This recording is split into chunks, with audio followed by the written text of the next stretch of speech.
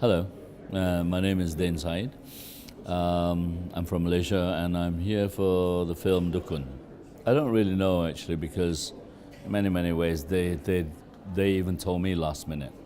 So over the last 12 years there's a lot of speculation. I can go through that again and again, but it's a bit like the Bible, you know, because it goes on, so you can have many different stories and versions.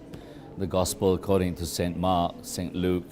So whatever happened 12 years, I have no clue. But suddenly they were going to release it, and I just found out by accident because Brunt, the actor, we happened to be outside on some event, some festival, and the producer was there, and he said, "Oh, by the way, I heard that you're releasing Dukun." I said, No. So because I heard, because I was in the censorship board, and they told me because I'm the actor in the film. And then about 2 days later, I get a call from the other producer of Astro. "Oh, you know, Dan, we would always tell you, and there's no way we wouldn't tell you." But that was about maybe a week and a half to 2 weeks before they were planning to release it in the cinemas. The story is about the shaman.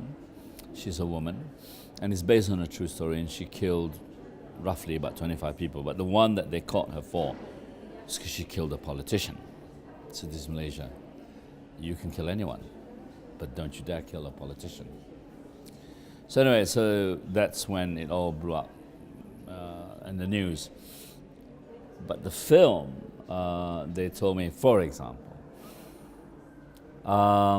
there were people inside the station that funded us who got cold feet, or they weren't sure politically whether it was the right timing for them, or so there was all these other things, because it is, for them, it is a political gesture even to release it.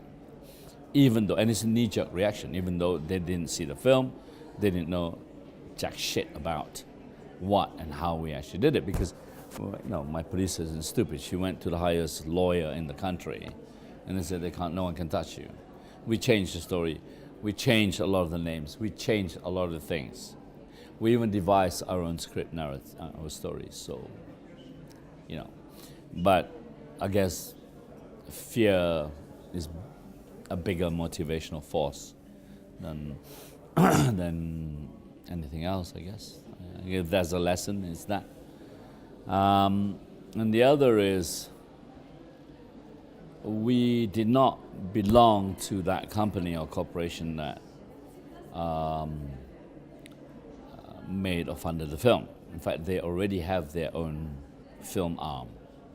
So this producer that approached me, she's very much, how should I put it, an independent, and she's quite a maverick. Jose Sulaiman wrote the script. Okay. And we kind of turned it into a screenplay, but we also changed it because Jose wrote it in English, and I write in English. My brain works in English. Then I got two other people who also work in the industry and who have written before, and they helped me translate. But translation isn't just translation. We change things to fit and according to the social, cultural context. Yeah. And so Jose was the one who wrote the script. And the reason I went to Jose is because he's a very good playwright in his own right, and he's a very well-known playwright, and he's a brilliant playwright, actually. He's Malaysian, but he moved down to Singapore. So I thought, and he'd done a play in many ways. He'd done a play set within a courtroom scenario. And I know that, he's also, I think at the time, his immediate family are lawyers, so I think he would know the language and the culture. And so I thought he's the perfect choice for it, really. First of all, she has had many reincarnations, metaphorically speaking. Although she herself later says she will never die and she always come back. But she started her career in many, I suppose, she tried her hand, as far as we know, but she appeared on TV and in some kind of, like in those days we have a talent competition. And so she was singing on, there's only not a lot, maybe one or two songs. That's in evidence in YouTube, you can see it. And even then you can see there's a certain something about her. Then she dabbled in, I don't know how long she's been dabbling in the black magic and the black arts, but she got, she was in it. In those days, she was also, Malaysia was quite a small, country, and the society was also in many ways the, how should I put it, the milieu or the culture, the people who move within the culture, within entertainment, within power, and so on. They're all interconnected, was quite small. And apparently she moved through those circles and reached very high up into politics. No, yeah, she was a shaman, but when I spoke, because we have the investigating officer, the police chief, who actually was a consultant on the film, and he said that they discovered and have proof that she had murdered 25 people, including families, and she would chop them up in the belief in some kind of ritual, black magic practice, ritual. And she also had chopped up a 5-month-old baby belonging to this couple who she murdered, and she proceeded to chop up the baby. And so, and this is all a ritual towards power, towards making you look more beautiful, making you be more influential with people. And these are the kind of things that you handle. I suppose if you look at it today, you do it because you'd want, Kim Kardashian doesn't have to do that anymore. But in those days, probably she'd want to be in that position, famous for being famous. Yeah. But those two things are not necessarily connected, Jakob. She became a cultural icon, I think, because she hit the nerve and the psyche. Because these kinds of things, a large section of the population actually believe in black magic and believe in these kinds of powers that people can have. But just no one ever really admits it, no one ever says anything, or admits, or admit, when I say anything, they certainly wouldn't go around telling people, I believe in black magic, blah. Even though amongst their friends, they do. And amongst their friends, and even privately, they will go and consult a shaman or a witch, basically, witch doctor. Yeah. Now, that fact, it's part of the culture. That it did not translate. It translated well in terms of film, okay? But why and how it got stopped has nothing to do with how popular it is and so on and so forth. Or if it does, it's only a fear that it will threaten certain people in power, because for the very reason that she went and she was consulted, so people in power consulted her. People in politics consulted her. So I think it was, like I said, it's a knee-jerk reaction. They don't know what the film is about. They don't know, but they were scared in case it revealed certain things or hinted at certain people. That's all. In Malaysia, it's like they don't need to find out. They don't need to go and see the film. They just ban it. But I think also there is some kind of mischief. Because I think the people inside maybe also felt threatened by the producer who produced it, because it's already like when she made the film, when we finished it, we knew that she already sold and made pledges or sold to all the countries in the East: China, Hong Kong, Japan, Taiwan, Thailand, Brunei, Indonesia. So even Singapore, that never buy Malaysian films, wanted quite a few copies. So box office at home would be just the cream on top. Yeah. So she would have made her money back. That's all I'm trying to say.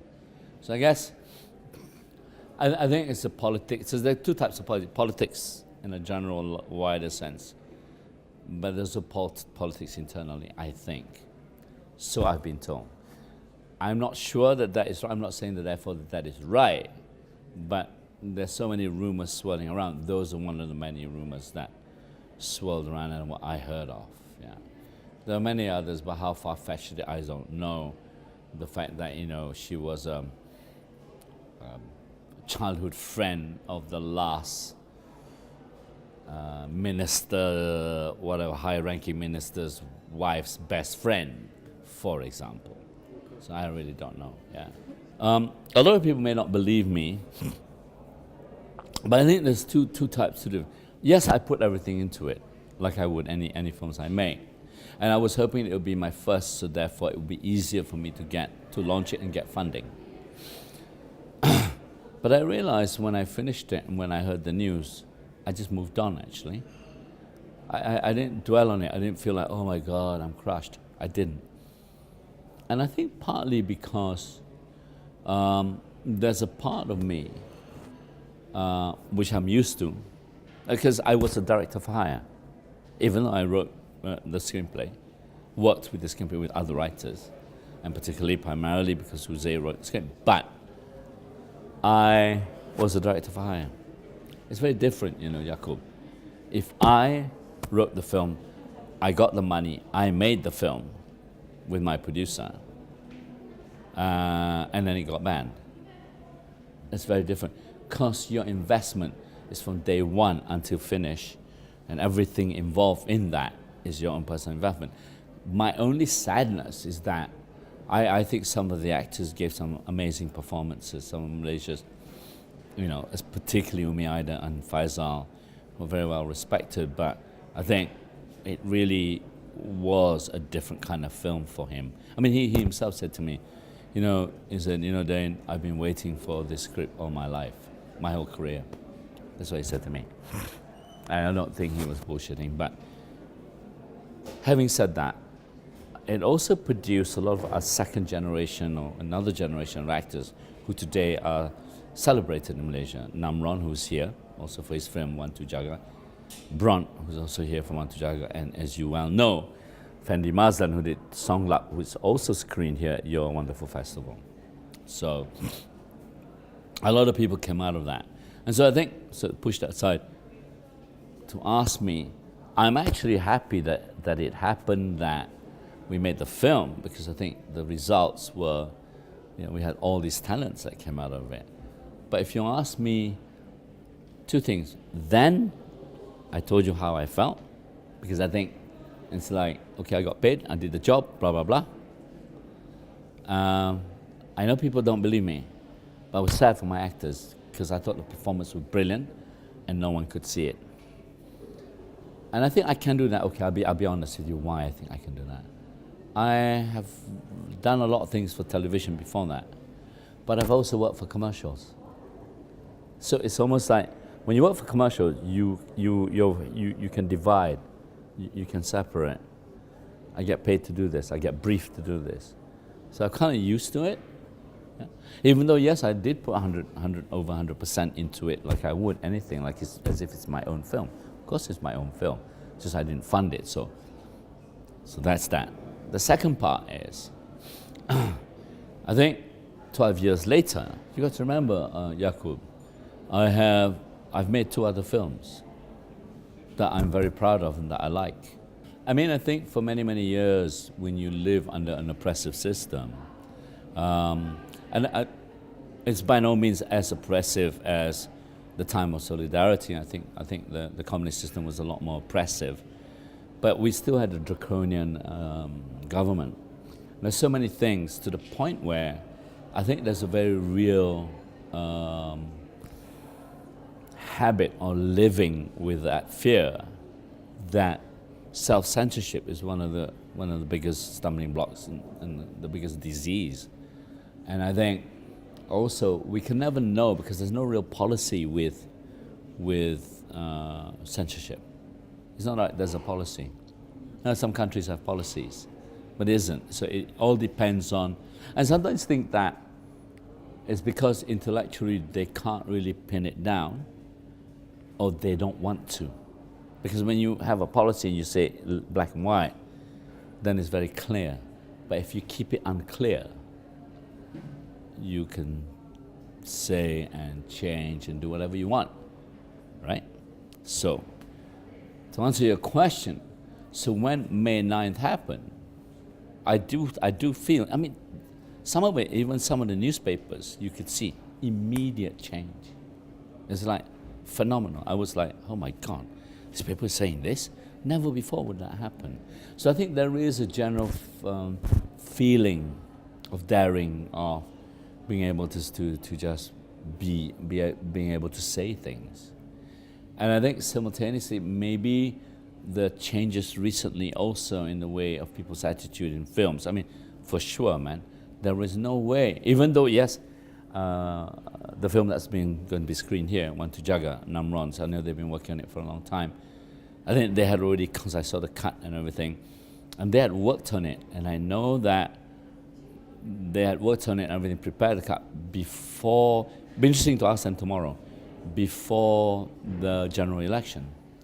But there was no way. I really believe if the change had not happened for a new government, I don't think there's any way that film would not be butchered, his film would not be butchered or even released. I think The Gun is about violence because it's so obvious in the opening sequence. Actually, they cut it before the bullet. He pulled the bullet and the blood splurted. And for me, that was a very real reference to the kind of violence that existed, as the reference was Sumatra, Indonesia. And that was from what I saw when I was a kid, that famous shot of the communist that was shot in Vietnam, right? And then the other one was, there's a line which says, and the line, in fact, that was a tagline for the whole film. The producer always wanted that line. It says, I will never die.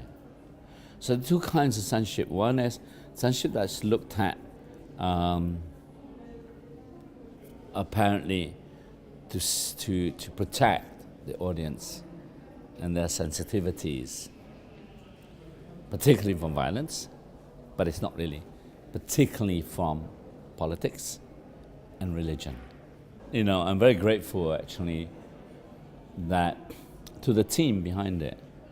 We had a really solid team, and I think when it was not released, my sadness was that a lot of people put a lot of passion, a lot of hope, a lot of in the film, from actors right down to, like I said, the people that later on came out, whether it's even assistant producers, even my producer Nandita, and then my assistant director, who'd worked with me for so many years, became a film director.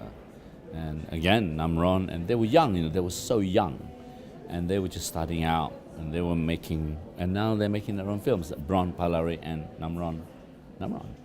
So, and I'm very grateful, I think, that the new producer from Astro, her name is Najwa Abu Bakar, worked, I think, with Dominic He, the original producer, to really dig it up and bring it up back out into the light. Because there's some people who just didn't want that to happen. So I thought it was very brave of them, and I really take my hat off, and I'm very grateful that they did bring it out. Even though I had moved away, I have no vested interest. I moved away. I've moved on. I mean, how can you not? It's been 12 years, man. No one sticks in one place, right? You know, Yakum, I'm always the kind of person, it's hard for me to see my own film because I can only see the flaws. I can only see the things I don't really like. I can only see the things I could do better, all right? But when you're making a film, it's funny. It's like, it's not unlimited budget. It's not unlimited time. Everything works around the clock, around timing and around budget. So you really have to be smart. You really have to be clever. You have to think on your feet. And sometimes you have to respond to things very fast. I don't know what it's like in the rest of the world, in the West, but certainly in a much more, to make the kind of films I make within a third world context, there is no, that's how it is. And as far as storytelling, there's only one bit, the mother in the kitchen and the hand that takes the daughter. I wish I could have a few more extra shots. I wish I had a few more longer shots, things like that. Then you can really kind of stretch certain things, emotion or mood, yeah, that kind of thing. Yeah, yeah. Thank you, Dain.